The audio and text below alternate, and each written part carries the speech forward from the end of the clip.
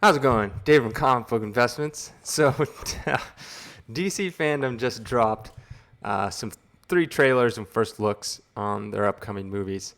And so I'm going to give you kind of my analysis of them. This is the third time I've done this video. Third time.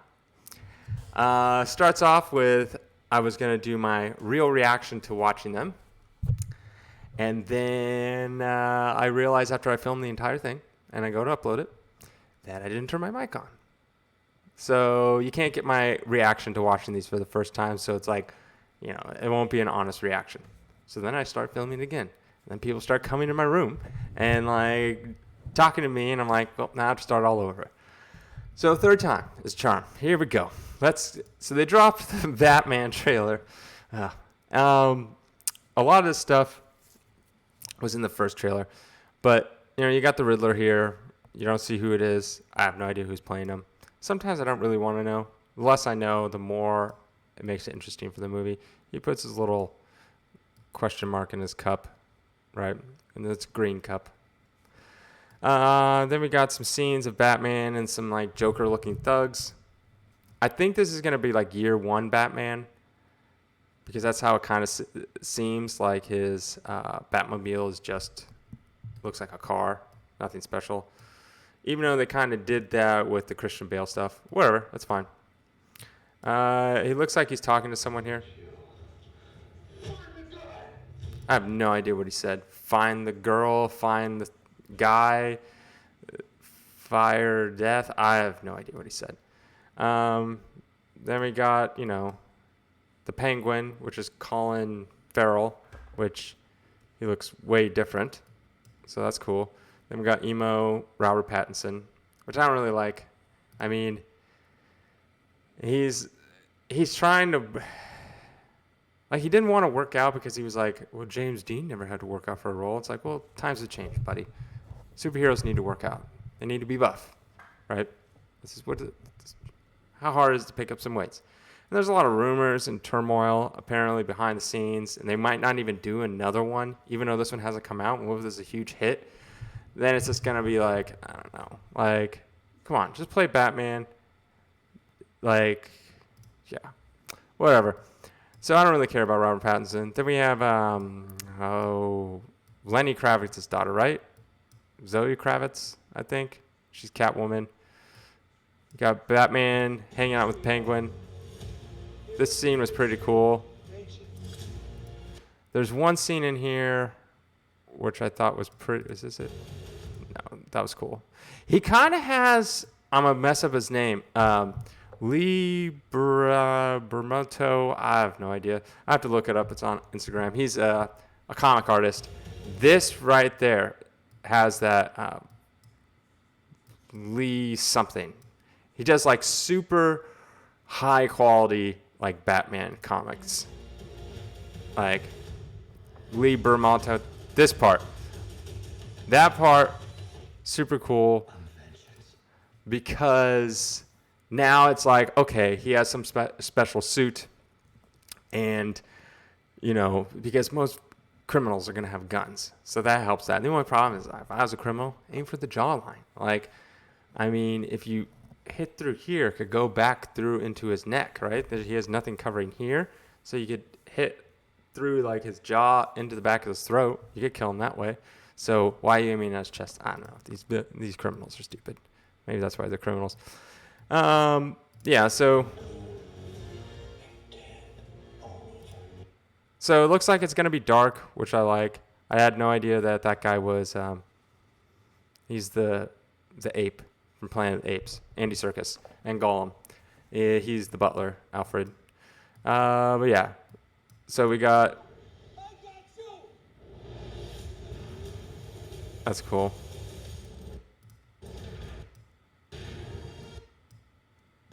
Yeah, so a lot of cool scenes in it.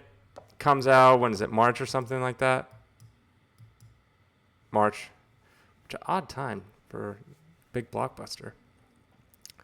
So overall, I mean, just the bad rumors of Robert Pattinson makes me not want to see it. I mean, hold the phone. I'm watching it. It puts a little bad taste in my mouth. But whatever. It still looks cool. It's Batman. I'm hoping it's good. I'm trying to think. I liked Ben Affleck's Batman scenes. I like the dark, the gritty, and I like Ben Affleck super big for it. And Robert Pattinson's this seems super small, but yeah. So that's that. Then we got the Flash here. I'm a big fan of the Flashpoint. When I saw this, I forgot about this. When I saw Ezra Miller, what is he wearing? I am sorry. What is this? Like, when this first came on the screen, and he's like, FANDOME and Dumbers. Yeah. Ezra Miller here, live from the set of The Flash. It looks like, I'm like, what? What is this like? I thought this was a joke. Like, is this part of his costume? Like, and I'm thinking, well, Barry Allen wouldn't wear this. Like, I'm so confused. Like, he realized he had to do some press thing for the DC fandom. And he's like, okay, I need to get ready. And this is what he wore. And I'm like, oh my gosh. Like, when I was in high school, so this is late 90s, early 2000s, like, it was popular to go to Hot Topic and get, like, those chokers with little, like, spikes on them, right? And this is what, like, high schoolers wore, right? I didn't have any. I think I had one around the wrist, right? Maybe. But that's what it kind of looks like. I don't know. And then he has, like, some, like, what's that, velvet, like, shirt thing? Whatever. So he talks forever. No one cares. So they do this little clip. So I do like the suit. It's the Flashpoint suit. So that's cool. Obviously going to see his mom. He's obviously going back, making his little boots. So he spray painted the boots, but then did he make this little LED thing on his chest? You think you could do better than spray painting boots if you can make this cool little LED thing that goes through everything and can resist, going a million miles an hour. So then the big, like, reveal is we got Batman, right? And we got a bunch of berries and a bunch of flashes. And obviously, spoiler alert, Michael Keaton is Batman in this. So we get some old man Batman kind of thing. So that's cool. Overall, I mean, I like the Flash.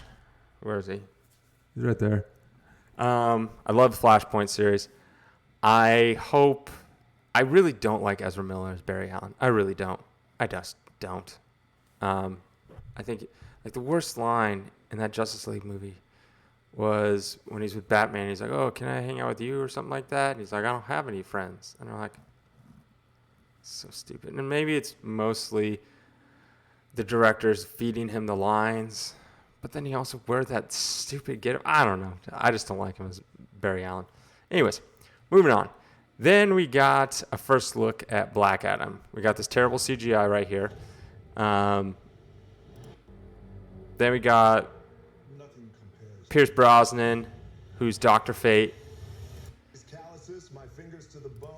I like The Rock, The Rock Johnson. So he just talks a little bit about how he's been working on this really hard, blah, blah, blah, which he has. He's a hard worker. And then we get, the scene where it's like the opening scene where people are basically, I guess, taking out, getting Black Adam out of his coffin tomb, whatever the hell he was in. This part's really cool, like super cool. He just electric. Yeah, see? Good. That's good. That's what I want to see. I want to see bad guys be bad, villains be villains. I don't want to. This is cool. So he looks, obviously, I'm thinking if they go along the lines, he's been entombed for thousands of years. So the suit looks cool. This one comes out 9 months from now. So overall, I'm most excited for Black Adam. I don't seem that excited because, like I said, this is the third time I've done this, so I'm more annoyed. But here's my one thing that I hope they don't do.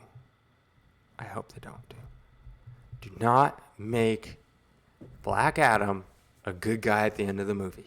I don't want to see him, oh, I've seen my ways and now I'm going to use my powers for good. I don't want a redemption. I don't want any of that. I just want my bad guys to be bad.